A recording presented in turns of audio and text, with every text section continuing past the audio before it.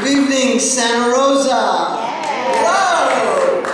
How exciting to be here. It's been a few years, and it's wonderful to be at an event sponsored in part by one of my favorite organizations in the entire universe, Project Censored, which is celebrating 35 years of just extraordinary service to journalism.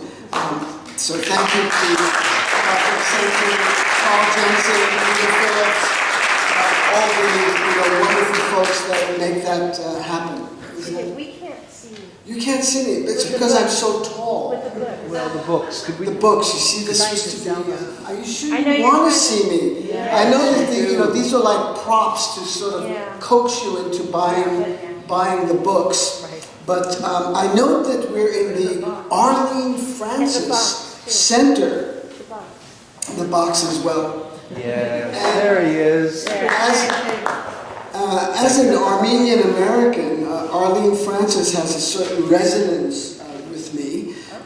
She was Armenian, and I remember as a kid watching, there's no one here that could possibly remember What's My Line with John Daly. I mean, this is too young of a crowd, but this is like in the 50s, before any of you were born.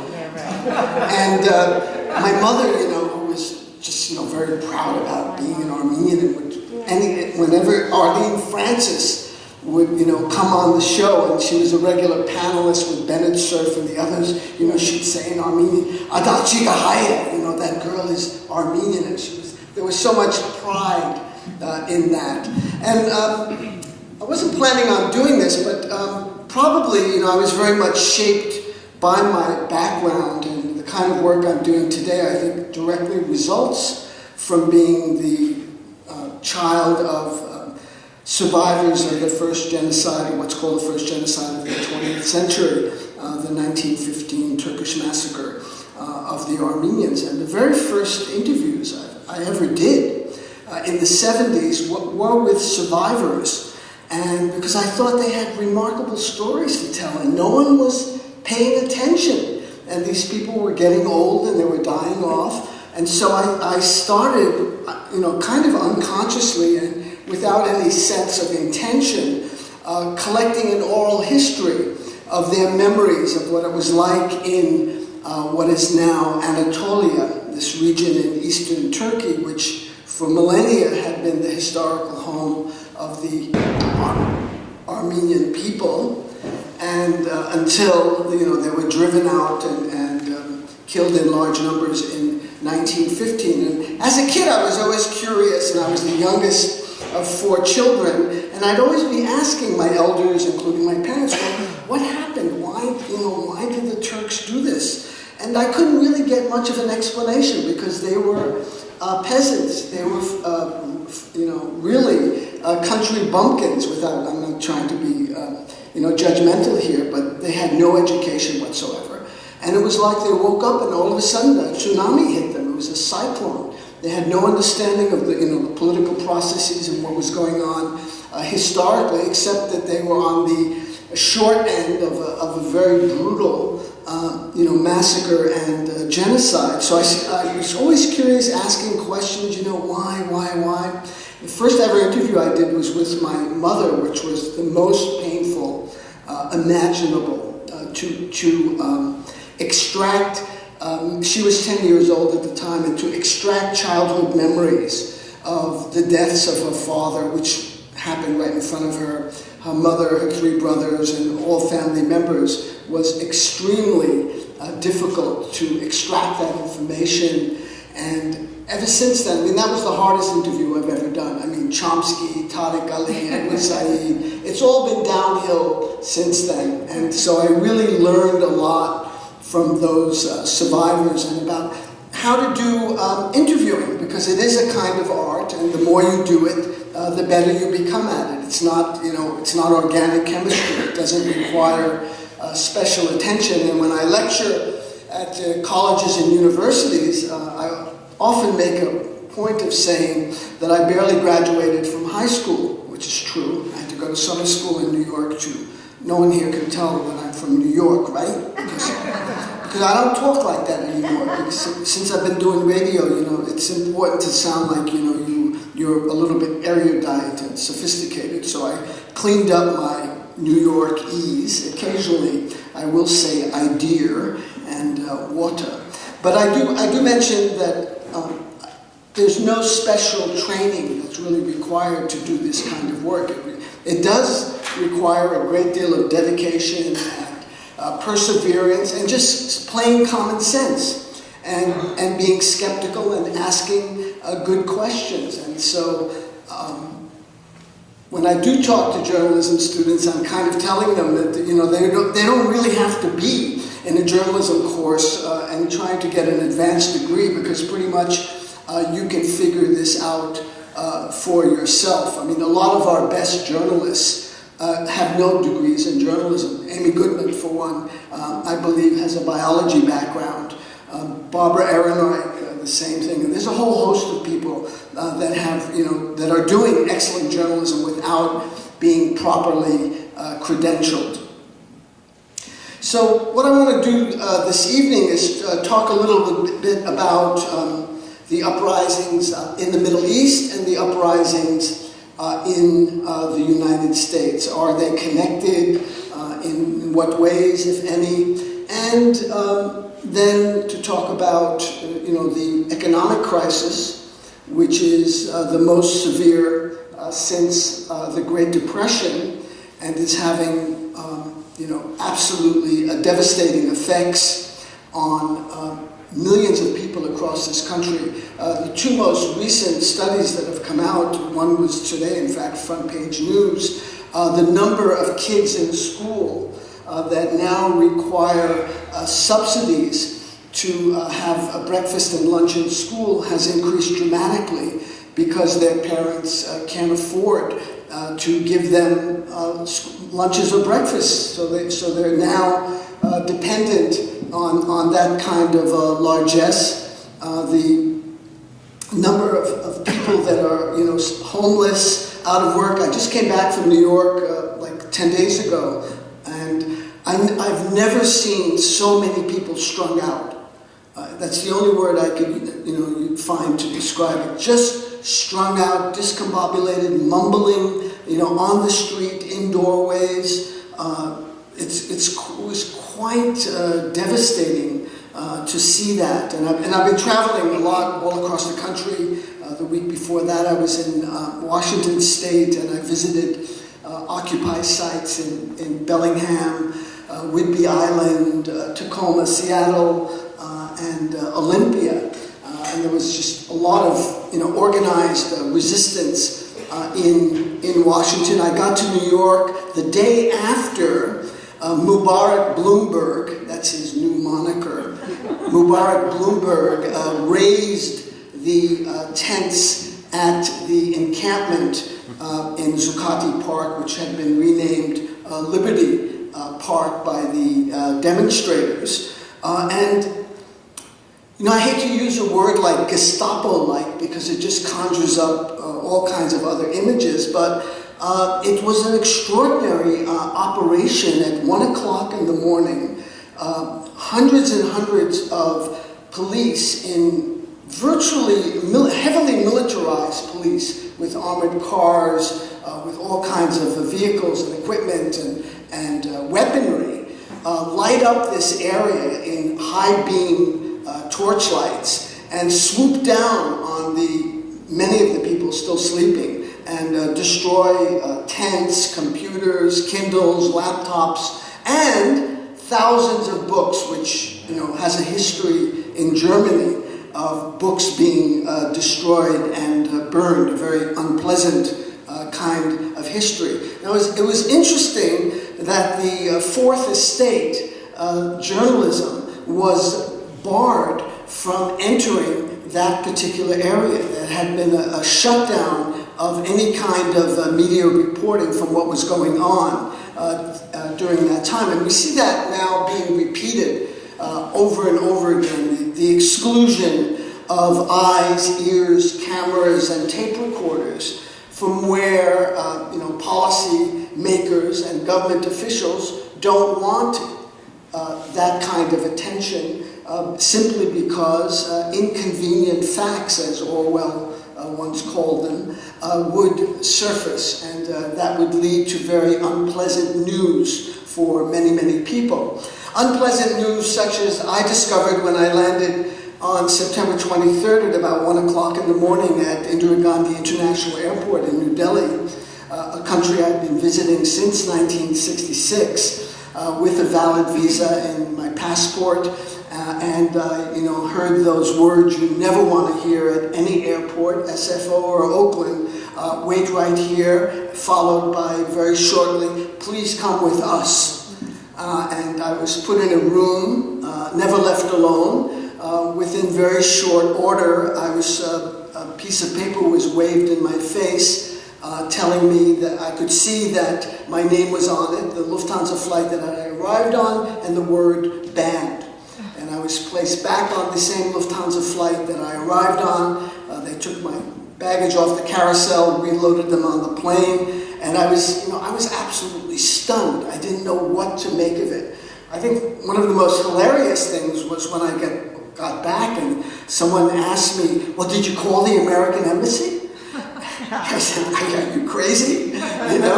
You call the American embassy, they'd probably tell the Indian Immigration Department, we don't want him. You keep him as long as you can. But when you're in that state that I don't want any of you ever to be in, you're in a kind of emotional as well as legal limbo. You have no rights, and there you really feel the force and weight and brunt of state power.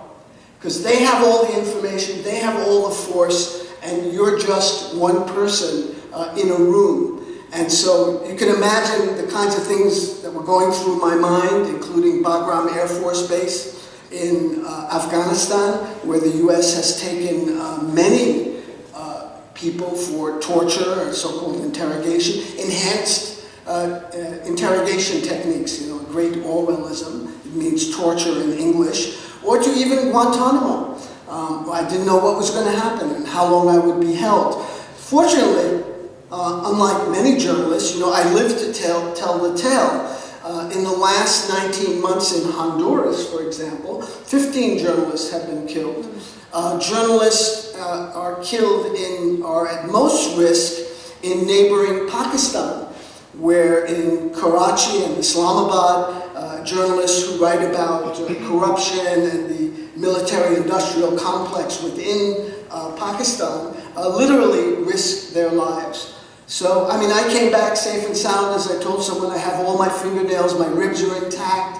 There are no welts on my back from being tortured. And, I think it's a certain amount of privilege and good luck that, nothing happened to me. But it was a very sobering experience, and now, well over 2 months later, I have still had no explanation from the Indian government as to why I was not allowed into their country, basically ignoring their own visa, which the government had issued to me. I suspect strongly it has to do with Kashmir, and my reporting on Kashmir, I don't know how many of you are familiar with what's going on in Kashmir, the Himalayan state in the northern part of India. It is the most densely occupied military area on the planet. There are about 700,000 Indian security forces in a region with a population of maybe 10 million altogether. So you can see a very high proportion of military to civilian population. And since a rebellion broke out there in 1989, over 70,000 Kashmiris have been killed. 8 to 10,000 have gone missing. Hundreds of thousands have been displaced. Many more have been tortured and left, just devastated by the presence of this massive security force. And in the last couple of years, and I've been reporting on this in various programs and talks I've been giving in the United States, a number of mass graves have been uncovered all over the Kashmir Valley. It's really ironic. Have anyone in the audience ever been to Kashmir? It is the most fantastically beautiful place on earth. And there was a great Mughal emperor, Jahangir, who composed a couplet in Farsi. in Persian, that if there is heaven on earth, it is Kashmir, it is this, it is this, it is this. Today that place is hell on earth, and very few people know about it. In the United States, very few people are aware of what's going on, and I think it's very significant because the U.S. has now embraced India as a natural and strategic ally, as it calls itself, and is selling large amounts of military weaponry to India, and I suspect will coerce, cajole, coax India into what is the looming confrontation in Asia, and that is a face-off with China. And so it's not only a huge market for U.S. goods, since the population here is basically tapped out. I mean, nobody has any money anymore, any disposable income. And so capital knows only one thing, the search for profits. And it's like a magnet, you know, it is pulled to areas of the globe where profits can be made. India now has a middle class anywhere ranging from 50 million to 300 million. It's probably closer to the 50 million. It's Thomas Friedman's favorite country. If you read his columns in the New York Times or his innumerable appearances on the Charlie Rose show on the Petroleum Broadcasting Service, PBS, he loves to talk about India as, you know, this marvelous high-tech center, call center, and, you know, it's the new future, and everybody speaks English, and they're so, you know, they're so amiable and affable, you know, unlike the inscrutable Chinese who speak a very odd language that no one really can follow. So, you know, that's part of the kind of the propaganda that's been cascading down on American ears for the last many years. The actual reality inside of India, Kashmir aside, is very. It's a very sad reality. There are a number of rebellions going on all over the country. By the government's own admission, 200 of the some 600 districts in the country are in various states of uprising. In fact, a recent report in the New York Times said 20 of the 28 Indian states have some kind of insurrection going on, resistance. But the most serious one, and the one I keep returning to, is Kashmir, because of its just size and scope, but also fundamentally, Kashmir wants independence from India. They want out. And what's happening in the other revolts is they want to replace the government. They want to change the regime. They don't want to break away from India. Those revolts come under the rubric of Marxist or Naxalite or even Maoist. These are the names given to these multiple revolts. So talking about Kashmir is very dangerous for any journalist, and having talked about it a lot, you know, I'm paying the price right now by being cut off from a country that I have very deep emotional, cultural, and intellectual ties to. Incidentally, before I became a media mogul, you know, one of the titans of the media monopolies here in the United States, I see some snickering in the audience. Okay, I can take it. I had an unsuccessful career as a sitar player. This was a great shock to me when I had studied in India for a number of years, learning ragas, and when I came back to New York to launch my career, I found myself playing on East 6th Street in Bangladeshi restaurants or in fancier Indian restaurants in Midtown with nobody listening to the music while people were, you know, busy chatting and drinking and eating various tandoori chickens and other culinary delights. So that was a huge failure. And when I moved to Boulder in 1978, I began doing radio. Alternative radio started distributing nationally and internationally in 1986. So it's been a labor of love, but it's also been not easy because of the political climate here in the country and the fact that National Public Radio has come under such tremendous political attack. And this has resulted in station managers and program directors pulling back. being very skittish and timid about broadcasting anything that can be remotely construed as controversial. So, for example, KQED, a station I'm sure you're very familiar with, used to broadcast alternative radio on a regular basis. 5 years ago, they dropped it. By the way, these cannot be financial decisions. These cannot be budgetary decisions, because the program's offered free to all public and community radio stations all over the US and Canada. The only income that is generated is from the sale of MP3s and CDs and books and the like. And this has been repeated at WBEZ in Chicago, the big public radio station there, the kind of the KQED equivalent. And up and down the East Coast, alternative radio, has been either never aired or taken off the air because of the difficult political climate in getting dissidents and dissident voices on the air on a regular basis. So this weekly 1 hour program that's produced in Boulder, where I am now, I hope you'll all come and visit Boulder, Colorado. You should anyway, it's a beautiful place. And you'll take the time to visit Alternative Radio's capacious studios, well over 250 square feet.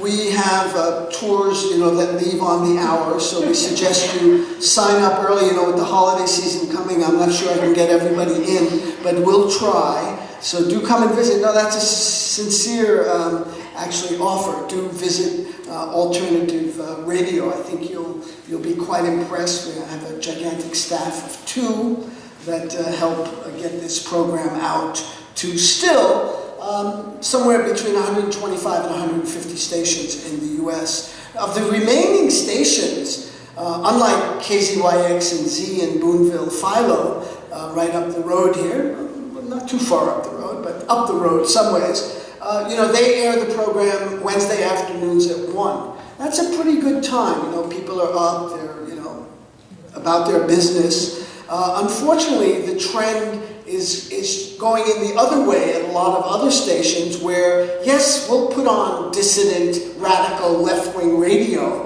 but we're going to bury it in such a time slot that no one is listening. So, for example, at the Humboldt State University station, KHSU, it was moved from a really good time to 2 a.m. on Sundays. Now, how many of you jump up at 2 a.m. and say, hey, it's time for alternative radio. I got to find out what's going on in the world. Not too many.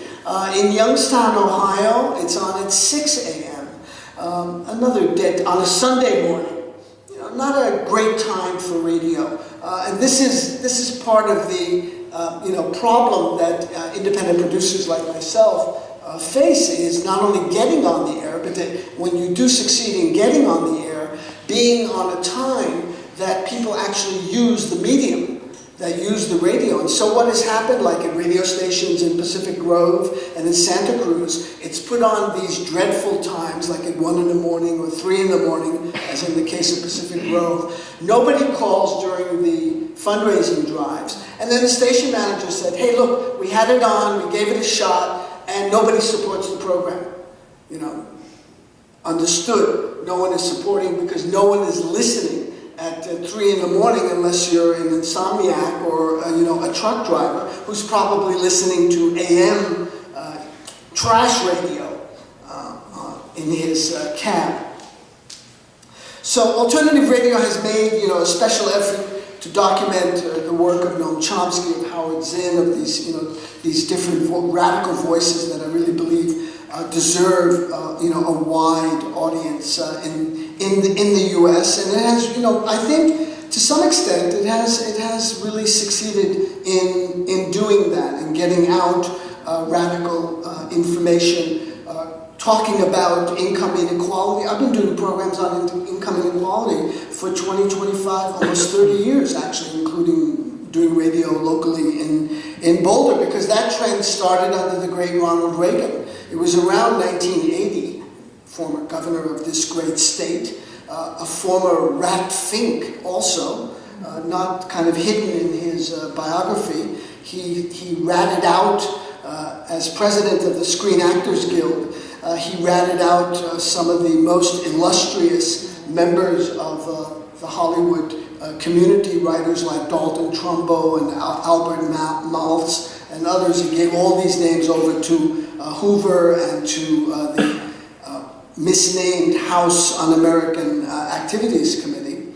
That's when it started, and it's just accelerated since then. Now income inequality in the United States has approached levels of Uganda. Not a mean achievement in just over 30 years. Quite an accomplishment for the ruling class in this country. Now, get a little bit of water. I'm reminded of the great Leonard Cohen, the Canadian singer-songwriter.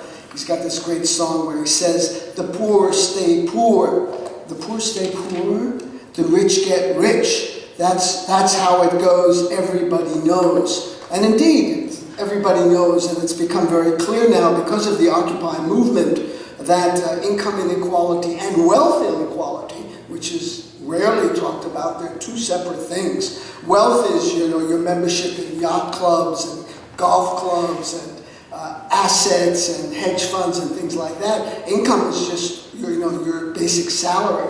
So there's property and other things are considered as wealth. That is even more off the charts than the income inequality.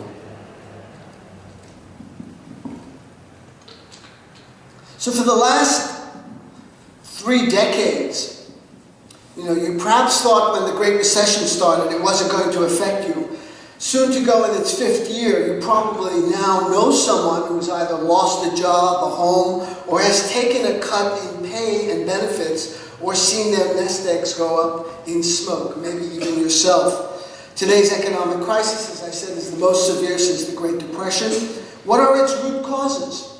This is really interesting because here's where the media plays such a prominent role. The conventional explanations put the blame on greedy bankers and some unscrupulous financiers. So let's get very righteous, and beat our breasts about Bernie Madoff and Raj Rajaratnam and these other traders, who were found to be making a lot of money on insider trading and being, let's denounce them. It's the few rotten apples. Notice how the media function here, the corporate controlled media. It's all about rotten apples. It's never about the rotten barrel that produces the apples. It's the same pattern with U.S. foreign policy. It's the tragic mistakes. It's the intentions that have gone wrong, like in Vietnam. It's never about the system. It's never about imperialism, which is a word you cannot even utter in polite discourse without being denounced as some kind of, left-wing extremist or, some retro from the, SDS days or something like that. But we see this, this pattern of identifying rotten apples, over the decades. No one here can remember the 1980s when it was Michael Milken and Ivan Boesky, and you remember all the junk bond scandals on Wall Street, and that was followed by the Keating Five and all of that, and that which involved a huge financial bailout, socialism for the rich, capitalism for everybody else. And then the Enron scandal, Ken Lay, and global tech, and all of those other things around 2000, 2001. And now the most recent disaster in capitalism, focusing on the few rather than the system that produces the more than the few, rather than the system. So to put all the blame on these greedy bankers who pawned off credit default swaps, subprime mortgages, and a smorgasbord of derivatives on a hapless and helpless public. To make matters worse, the conventional explanation goes, there was little or no regulation. So if we tinker with some reform measures, pass some legislation, isn't it terrible that Glass-Steagall was repealed by Clinton in 1999? If we could only get those back, a tax cut here, a little stimulus package there, everything will be hunky-dory. Will it? Capitalism as an economic system is extremely unstable. It has a history of instability. It has a history of booms and busts. Now, has anyone noticed over the last 30 years, when this income and wealth inequality went into the stratosphere, that the number of busts have been occurring with greater frequency, and each one is longer than the previous one? Now, this one is now going into its 5th year, and they use the term double-dip recession, which is another media fiction and a fiction of Bernanke and the Fed, because the first recession has never ended. It's kind of suggesting that, well, we bounced back from the initial crash when, Lehman Brothers went belly up and Bear Stearns had to be bailed out, and Fannie Mae and Freddie Mac and all of that, and now we're about to enter the second phase. The fact of the matter is that all of the economic data that are available, indicate without any controversy that the economic decline is persistent. It has been constant, and beginning in 2007, incidentally, not the conventional 2008 that is always recited. The systemic failures and problems plaguing capitalism are systematic and deep. Many people are in dire straits, but not the upper crust. They are riding the gravy train to more riches. Fundamental change is necessary to avoid future collapses. It's time now to examine capitalism itself. And I think one of the hopes of the Occupy movement is to draw attention to this economic system that we live under. Can we do better? Have we maxed out in terms of organizing the political economy?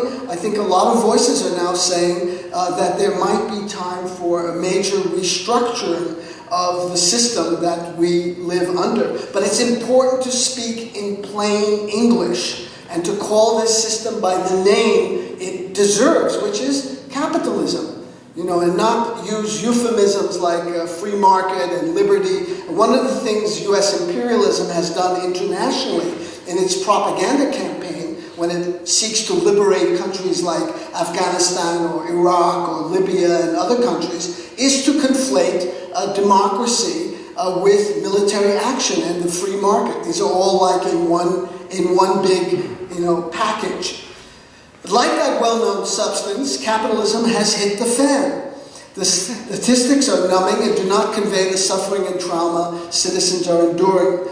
Gone up in smoke are their savings, pensions, homes, and jobs. Poverty is at record levels. The actual unemployment level is somewhere around 25 million. If you count those who have given up and are no longer looking for work because they're so discouraged.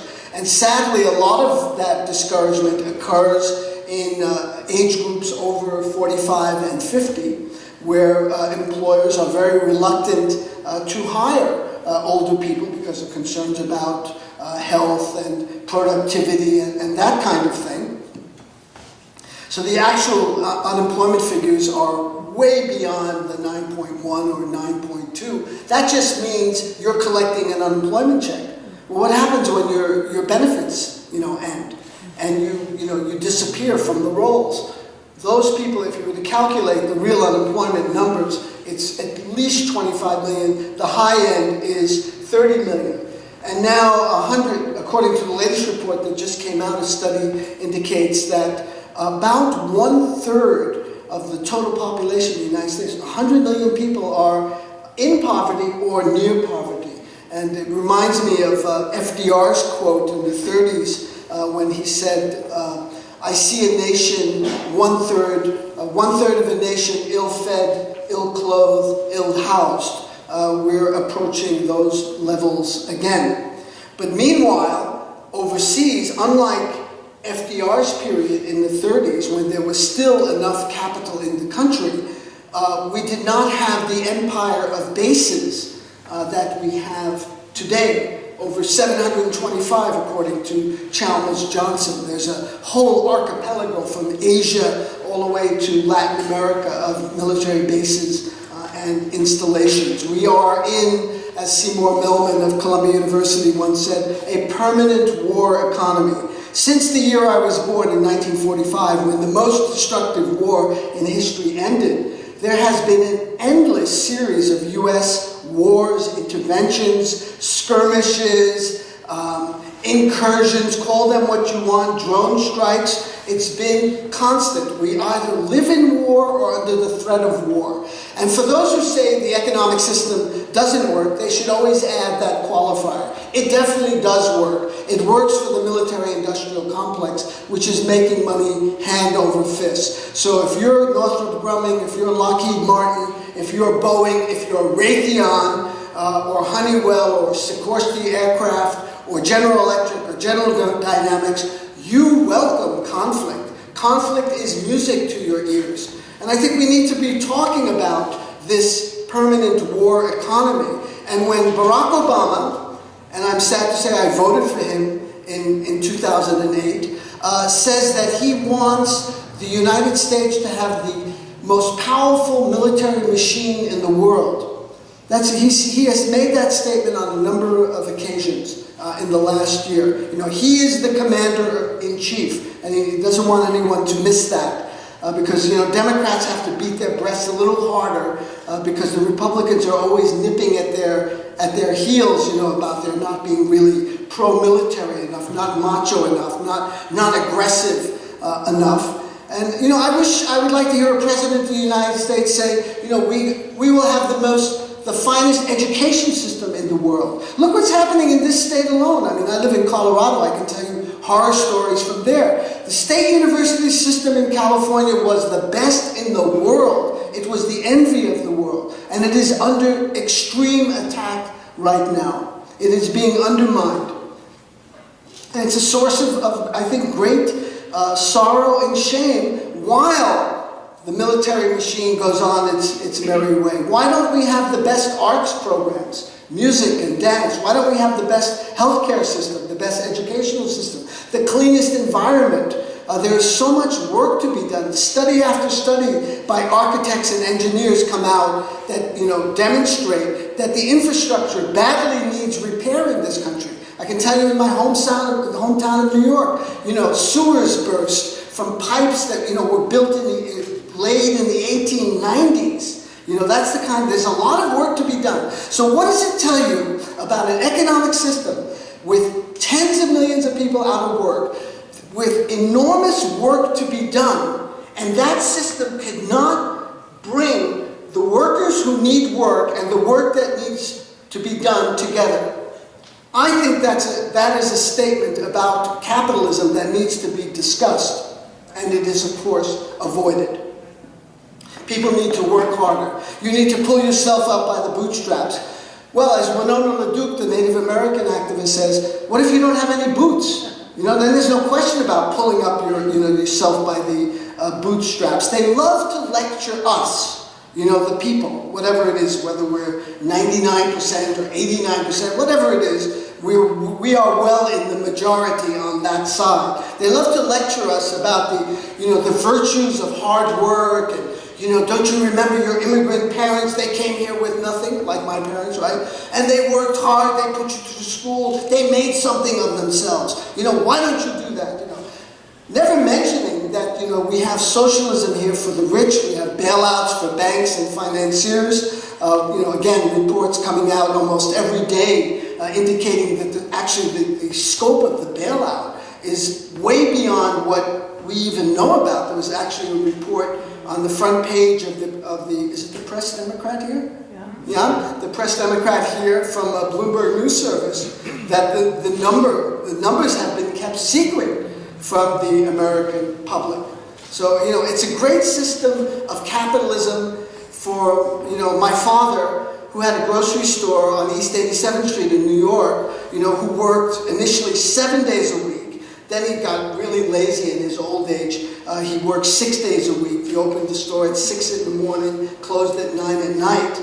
And, you know, when the big supermarkets moved in, he went out of business. He couldn't compete because of the quantity that supermarkets could, you know, buy items in. So he went out. That's really existing capitalism. So that's for the small fries. But for the big fries, you can get bailouts, you can get subsidies, you can get tax cuts. But for average people, you know, you're on your own, buddy.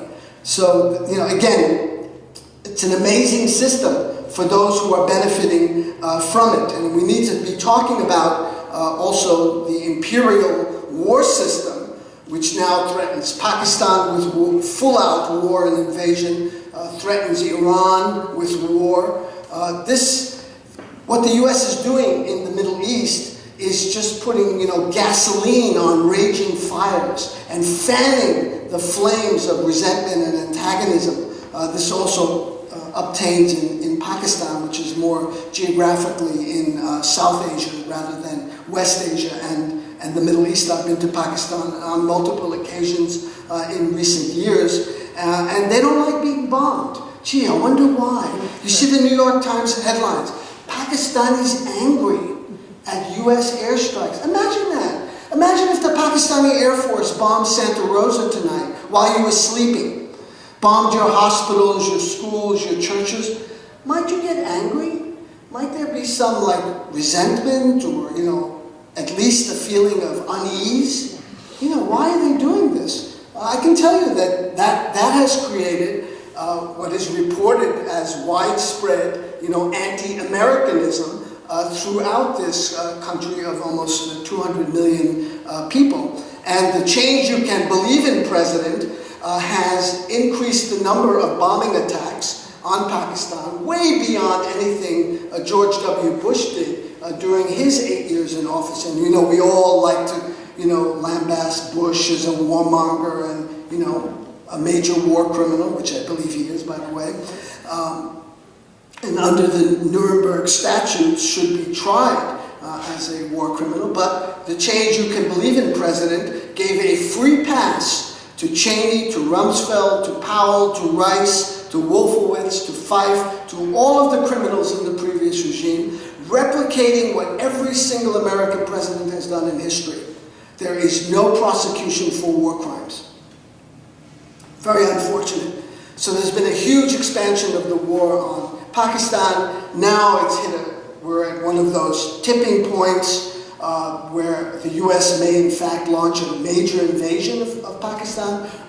Diplomatic relations may be ruptured because of the recent killing of more than 24 Pakistani soldiers. But this has been going on for years. I can report to you, having been in the region, that civilians are killed on a regular basis by U.S. and NATO-allied planes in these various attacks. You've heard about the wedding parties, the mosques, the schools, the family gatherings where it is a tradition to celebrate by shooting guns in the air, which is immediately interpreted as hostile action. And so tremendous firepower is then unleashed upon a village or a town, killing scores of people. Do you think this might fuel the Taliban? Do you think that this might aid their recruiting ability? Well, one could hesitate, one could make a fair guess to say, yes, it does actually make the situation much, much worse. What if peace were to break out in the region, by the way? It'd be a disaster for those companies I just mentioned. An absolute disaster. We'd have to also leave all the military bases, including the one in Qatar, the huge base in Kuwait, the bases that have been built in Iraq and Afghanistan and elsewhere.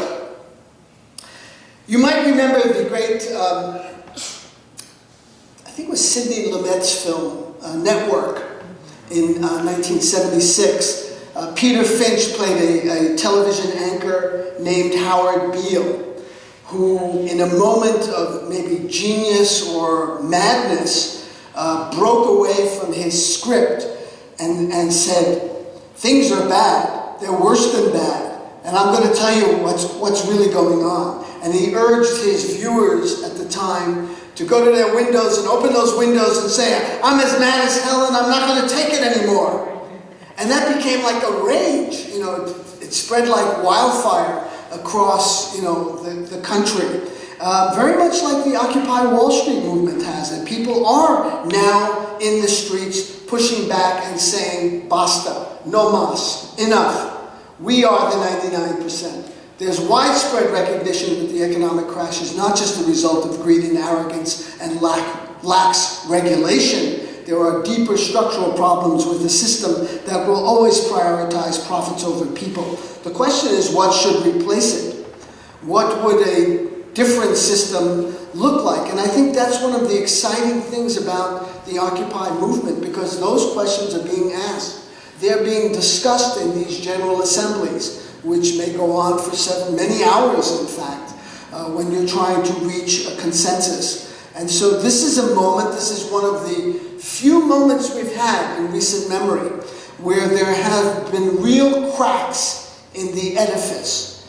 Now, whether the system of power and privilege throws us a few crumbs while they continue to, own and occupy the bakery, and we're supposed to be satisfied with a few crumbs, or there'll be some fundamental shift in the whole political structure. I think it's important to be talking about what's going on externally as well as what's going on internally, because they are closely linked. The American military empire, the empire of bases, and the collapse of manufacturing here at home, the collapse of well-paying jobs here at home are intimately linked. I don't hear many of our 535 representatives in Washington really talking about this very much. And that also has to do with, the WMDs that dominate us, the weapons of mass distraction, the corporate control media.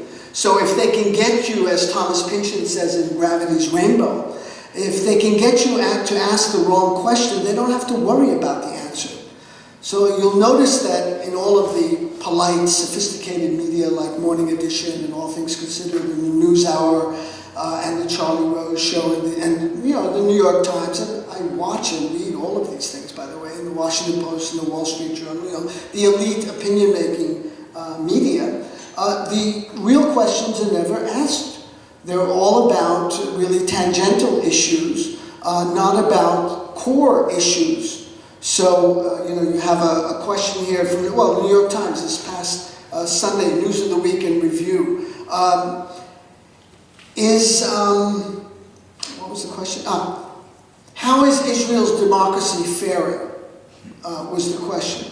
Okay, that's the question. Now, Israel is a democracy for its Jewish citizens. There's no question about that. But if you happen to be an Arab, Christian, or Muslim, it's not quite the same thing. So you have this embedded notion that that it is a democracy, and how is it doing? All of those things about intervention. Whenever you watch Charlie Rose with this retired Major General and this retired Lieutenant Colonel, they're talking about the efficacies of drone strikes in Pakistan.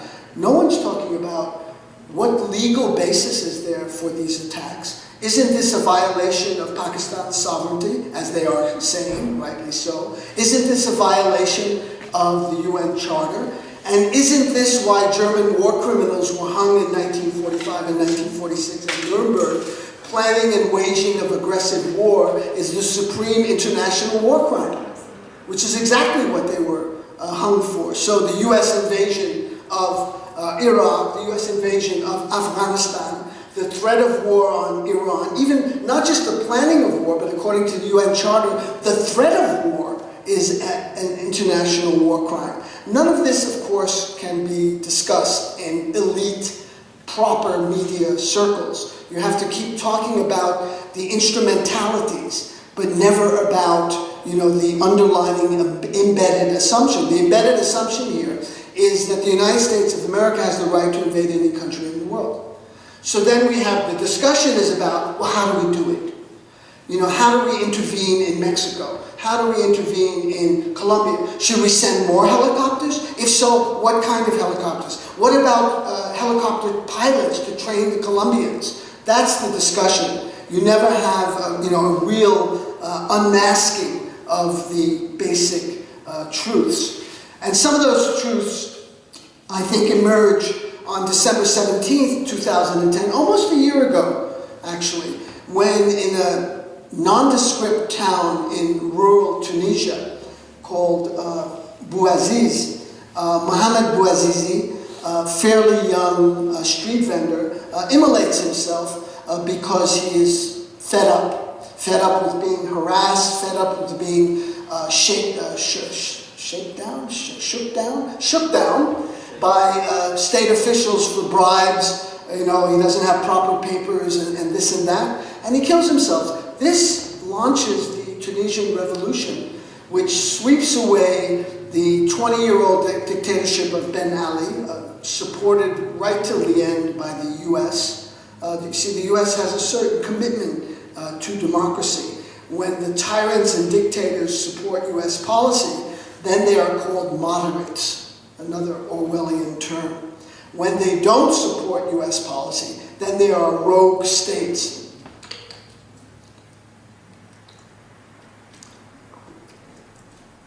The U.S. always is calling for stability in the Middle East, another Orwellian term. Stability means the region is pacified and under U.S. either direct hegemony or indirect hegemony through local relays, as Tariq Ali calls them.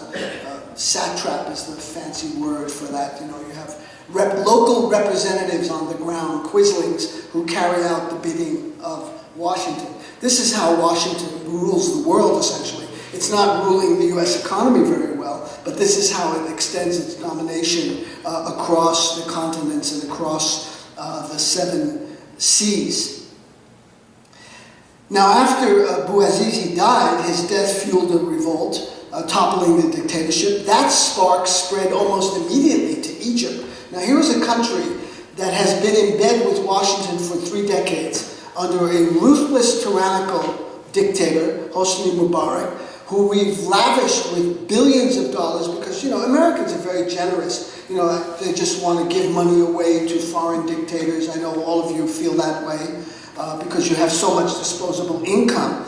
Billions of dollars go into his pocket, into the pockets of his military cronies, you know, creating one of these classic Arab post-colonial military states where you have the cult of the leader. You see that played out in a number of countries. Hillary Clinton at the time, who I think American political leaders count on all of us being stupid and being moronic. I mean, the way they talk to us is really, I mean, it's shocking. Hillary Clinton, this is a direct quote, said during the uprising, which began on January 25th, Mubarak comes tumbling down in 18 days, I think it was February 11th. She said in a press conference that no country in the world has done more to promote democracy in Egypt than the United States of America. Now, where are the members of the Fourth Estate screaming out, "Are you kidding me? Can you stand up there and say something like that?" I mean, do you think we're all jerks here? We don't know what's going on? That the U.S. has been propping up this tyrant for 30 years to the tune of tens of billions of dollars? But what does it say about, you know, that kind of journalism? They're stenographers to power. They're doing stenography. They're not doing journalism. They should get their degrees in stenography, not journalism. They're lapdogs with laptops. We have a press corps. You know, I know enough French to know how to pronounce that. They're not a press corps. They're a press corps. They're almost DOA, dead on arrival. So they are enablers in many respects to this whole system. So, you know, again, there used to be a time when, you know, journalists would pride themselves on this axiom to comfort the afflicted and afflict the comfortable. Well, what's happened to that craft and to that axiom, you know, over the last many decades? They're doing just the opposite. They comfort the comfortable and afflict the afflicted. And this is very interesting because this has a class base. When you're like Diane Sawyer, you know, who's making $5 million a year and doing, you know, absolutely moronic interviews, as I saw the other night with Christiana Mampour. They were talking about Pakistan. Did anyone see this particular interview? And about the 24 Pakistanis that were killed in this bombing attack. And, you know, this banter is going back and forth, you know, a lot of jocular, you know, to and fro. Things are looking really bad there. Yeah, they're very bad. It's a crisis, Diane. It's a real crisis. And it's going to strain relations between Washington and Islamabad. And then Diane Sawyer signs off with, well, it's made something very complicated even more complicated. You're getting $5 million to come out with these kind of platitudes and cliches? I mean, again, are you kidding me? Give me $50. I can find some kid in the 3rd grade who can have, more insight and more astuteness, to focus on that particular issue. So this class issue, I think, is important because now we have an elite set of journalists like Thomas Friedman, who gets $100,000 every time he speaks at the University of Colorado at Boulder, which is, slightly less than what I'm getting here tonight, but nevertheless, it's a pretty good night's pay for what he's doing. And making huge salaries, the book deals, and all of that. And so they don't identify with working people. I think the last journalist to do so was Bob Herbert, who quit the Times.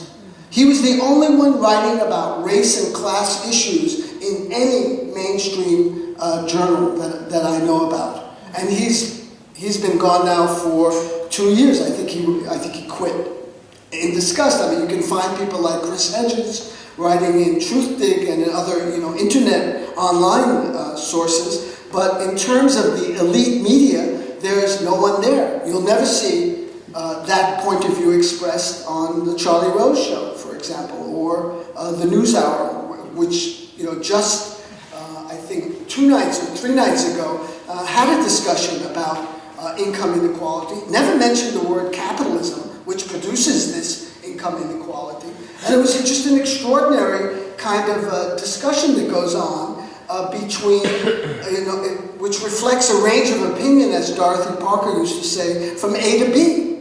Yeah. That's the perspective. And you see that repeated over and over again. They're depending on us to be stupid, to be dumbed down, to be worried about Anna Nicole Smith, whether the 49ers are going to advance in the playoffs, whether Andrew Luck will be a first-round draft choice out of Stanford, and the late, will Brad Pitt and Angelina Jolie, stay married or get divorced. So this, the weapons of mass distraction lead to a kind of cultural destruction and get people's attention off, really important issues. So I want to close now. That's an applause line, folks. Sometimes I get a standing ovation when I say "finally," and you hear a groan in the audience. Woo! It's taken him a long time.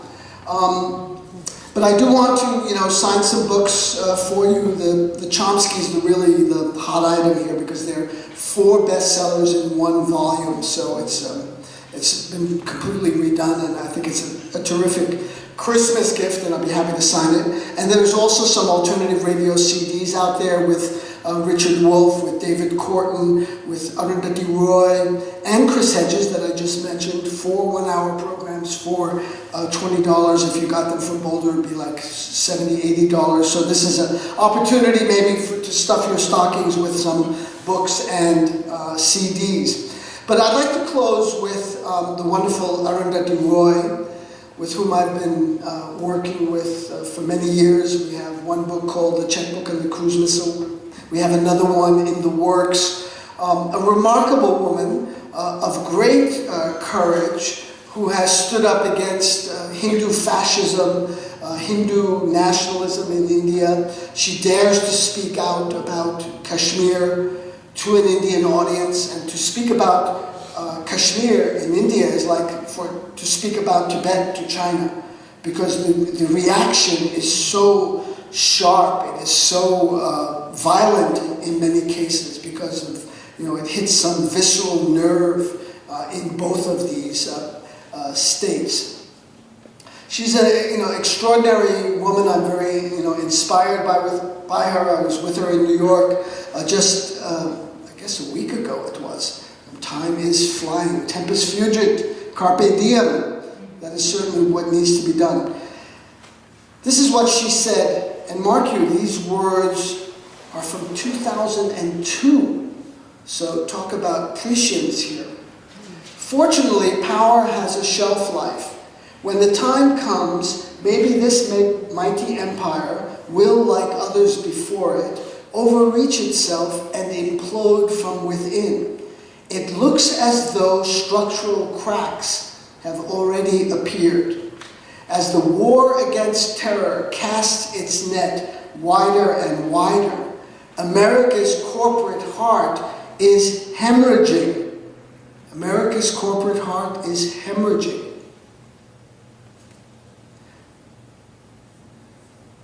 A world run by a handful of greedy bankers and CEOs who nobody elected can't possibly last. The time has come, the walrus said. Perhaps things will get worse and then better. Perhaps there's a small God up in heaven readying herself for us.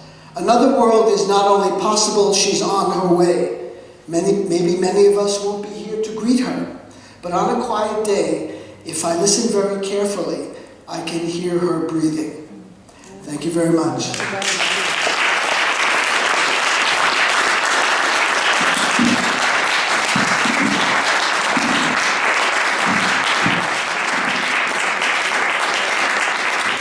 All right, some questions, comments, Barbs?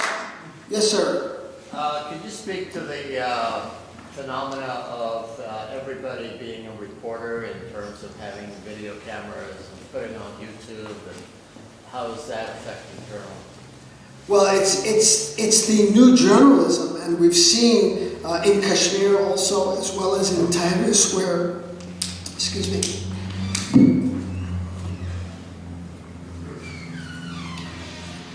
The impact of tweeting and Facebook and uploading videos to YouTube, ordinary citizens have become witnesses to state violence. So we know what's happening when the Oakland police attacks the encampment. We know what's happening in New York when books are thrown into a dumpster because of citizen reporters. So it's a major breakthrough in the whole idea of reporting, and it's empowering a lot of people. Not just young people, young and old alike, who with cell phones, with the cell camera, with the recording devices, are able to document important events. So it's an extraordinary moment in a new kind of journalism, which is being born now as we speak. It has enormous potential and very positive. Yes. We just recently read about someone in California and somebody in another state who are filming, and they're being charged with eavesdropping. So maybe the citizen reporting is going to be hampered. The police do not like to be filmed, and they're using laws to arrest people for that. There are sections of the current War Department budget that have extremely punitive legislation encoded in it in terms of limiting dissent and expanding government surveillance power, which has greatly expanded since 2001, using the war on terror as an excuse to enhance the whole punitive mechanisms of state surveillance, wiretapping, cell phone monitoring, email reading, all of that is going on, and I don't think there are enough proper restrictions and restraints, and not very much oversight of what the government policing agencies are doing. It's not only government, it's national government. Look at New York City. I've been mentioning New York several times here. It has one of the largest intelligence bureaus. In fact, it has the largest single intelligence bureau after the FBI. This is a local police department collecting intelligence on immigrants, on all kinds of suspected terrorist activities. So this is, I think, a source of very great concern. As our, not only are people being squeezed economically, but our freedoms are being undermined. What is an encampment but the right to assemble? That is a guaranteed right under the Constitution. The right of free speech is a guaranteed right. The right of due process, is also under attack. We have now presidents saying it is legal to execute American citizens. It was the evidence against Olaki and Saeed Khan and Olaki's 16-year-old son so weak that the Justice Department could not apprehend them and bring them back for a trial? I mean, this is a question that should be raised. I mean, people at the ACLU are raising this question. But otherwise, most of the population, which is now, reeling from this economic collapse, really doesn't have the time or energy to be, worrying about these particular issues because, they don't have enough money to feed their kids or clothe them or pay their college tuition. So in this atmosphere, the state, and particularly this state under Obama and under this insane Attorney General, Eric Holder, who makes you almost nostalgic for Alberto Gonzalez and John Ashcroft, who is salivating at the thought of prosecuting Julian Assange, salivating at the thought of keeping Bradley Manning behind bars. I think if Obama had any kind of sense of shame, he'd give his Nobel Prize to Bradley Manning. He certainly deserves it. You talk about an American hero. You talk about someone who's actually done something constructive that has saved lives. All the evidence indicates, by the way, that much of the fuel that ignited the Tunisian and Egyptian revolutions came from those WikiLeaks documents. Where secret U.S. cables revealed that, the ruling families in those countries were just pocketing all the money. They were looting everything. And that helped, launch those revolutions. So I think, the fact that he's now approaching 2 years in jail without any kind of process is a huge stain on the yes we can president, whose major promise to close Guantanamo as his first act as president, was never fulfilled, as was his commitment for Chekhov union organizing. That quickly went by the wayside. All I could think kind of verifying what Ralph Nader told me in 2008 before Obama was even elected, that Obama is adverse to conflict. And he will do anything to accommodate. He will do anything to, I feel your pain, let's get together. I'll, as he did with the Republicans on the budget so-called debt ceiling, he puts out all of his positions, he plays all of his cards. While the Republicans are not showing any of their cards, he puts all his cards on the table and says, I'm willing to talk about, make this concession. You don't negotiate like that. You negotiate from a very different position of strength, not showing your cards, but holding them. Now Social Security and Medicare are on the table. Those were the third rails of American politics. Any candidate for any office in this country for many, many decades would even mention the word Social Security or Medicare and said, we want to do something about those programs. That was the end of their political career. Now it's open season on those programs. Social Security, which by any measure, I see your hand, I'll call you on this in just a second. By any measure, Social Security is the greatest poverty eradication program in the history of the United States. There is no question about that. It has kept more people out of poverty by providing that sinecure, that monthly check, than anything else the federal government has ever done. Yes, sir. Okay, the question, Sorry. The question I have is, when Obama was running, we had a discussion in our little circle about why we couldn't vote Democratic. And I personally thought I wasn't going to get out of the room alive. But that's one thing. And now right now I'm noticing that the Occupy group, they're having a discussion. And I brought up the fact that why don't we, they started looking, they want to do the 99%, do the 99% party. And I brought up the idea of, how much it takes to build another party, that why don't they look at some of the parties that have already put themselves in place. And right away the discussion comes in, oh my goodness, if we don't put Obama in again, then we're going to end up with a Michelle Bachmann or whatever these clowns are that are running.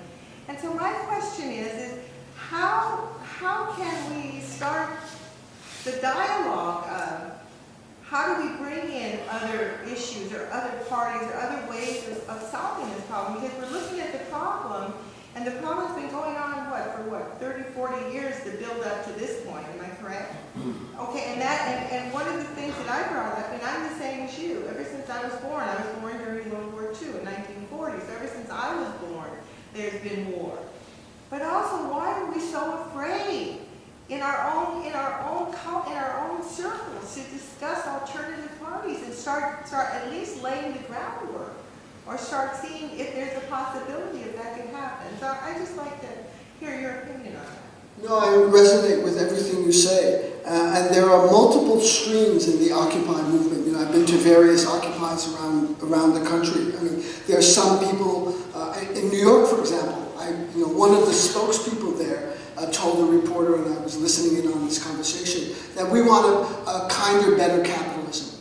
We want the rich to pay their fair share of taxes. You know, we think that's a just way to deal with this economic crisis. You know, other people don't agree with that. So one of the reasons, by the way, the Occupy movement has grown and expanded and has gotten more strength is because it's willing to embrace people that made what I think is a bit of an outrageous comment. In the 60s and the 70s, you might remember, dissident movements did not bridle other opinions very well. There was very sectarian behavior. You know, there's one line, there's our line. If you can't agree, there's the door. You're out of here.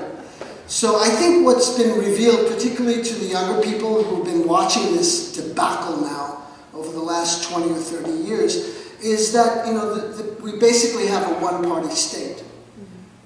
One is, you know, extremely pro-business, and the other is, you know, very pro-business. You know, it's the choice is between cyanide and arsenic. Okay, so there's your choice. Arsenic will take a bit longer. You know, there'll be a lot of body pain. Cyanide's very quick. You know, you'll go, you won't feel much. But those are the kinds of choices, and I think young people in particular are just throwing up their hands. You know, we don't need a third party. We need a second party. Because this one party is owned by the corporations that fund them. So the political system is deeply flawed. It's unable, as again, the economic system cannot deal with this huge crisis and contradiction of all of these people out of work, all of this work that needs to be done, and they cannot come together. And notice another thing, on international issues, on imperialism, there is absolute agreement between the cyanide and the arsenic factions of the political parties. It is only about the methodology. That's how they differ. Does anyone question the 725 bases and U.S. imperialism and our fingers in every country in the world? They don't even question it. It's embedded. It's like inhaling and exhaling. They don't even think about it. So on that, there's total agreement. On domestic issues, you know, there's some colorations, you know, Chomsky would call them, you know, it may not be insignificant, you know, if a woman wants reproductive rights or, you know, other issues, there is a little bit of space between these two parties. But that space has shrunk even further as state after state has passed legislation punishing women for gender crimes, essentially, for their gender, for being a woman. So this is a moment of, you know, possible major upheaval. But to turn to the National Democratic Party, if people haven't gotten it yet, hang on. Wait for the next commercial. Yes? In terms of the propaganda machine, the way I've seen it, it's really infiltrated, I think, our everyday entertainment. Like my generation, we've grown up learning about the 70s from that 70s show. And if you really break it down, the characters they present really, they're not accurate. They'll tell us one single story that doesn't really tell me many things that happened during that decade. And also these it seems like there's thousands of cop shows and all this on our every channel. You know, and it's this illusion of doing their jobs. You know, that the government is doing what they're supposed to be doing. And I was just wondering what you had to say about that in terms of propaganda, about really infiltrating our culture and kind of the arts and what we see every day, and and not really seeing the narrative of the Well, I think one of the, positive aspects of the Occupy movement is also its awareness of the role of culture and art, and doing theater and drama and creating art that represents working class people and the realities they face, rather than Ozzie and Harriet and the Beavers. You remember those programs? I mean, they were like ridiculous. It was, they were living in La La Land, worrying about, who had enough chocolate after dinner, and Ricky Nelson would be fighting with David Nelson over, that chocolate bar I wanted, more than anything. So it was a world of fantasies. It was a world of myth, and I think people today, the young people, are really, asking fundamental questions about culture, about economics, about imperialism, about the role of militarism in American life, and how it has been glorified into a series of parades and national holidays and salutes and flyovers at Super Bowls by jet aircraft, which we pay a lot of money for. So things are changing. I'm optimistic, because this is the first time there's been this, the tectonic plates under the San Andreas Fault are moving a little bit. I don't want it to move too much further here, but nationally, it's really time now to rock the Kasbah. It's a rare moment. And, I just noticed my own particular rock, which was the time, and we've got a 2-hour drive to get back to Los Altos. So I'd love to sign some books and talk to you outside. Thanks so much for coming. Thanks to Project Censorship. Thank you, Santa Rosa.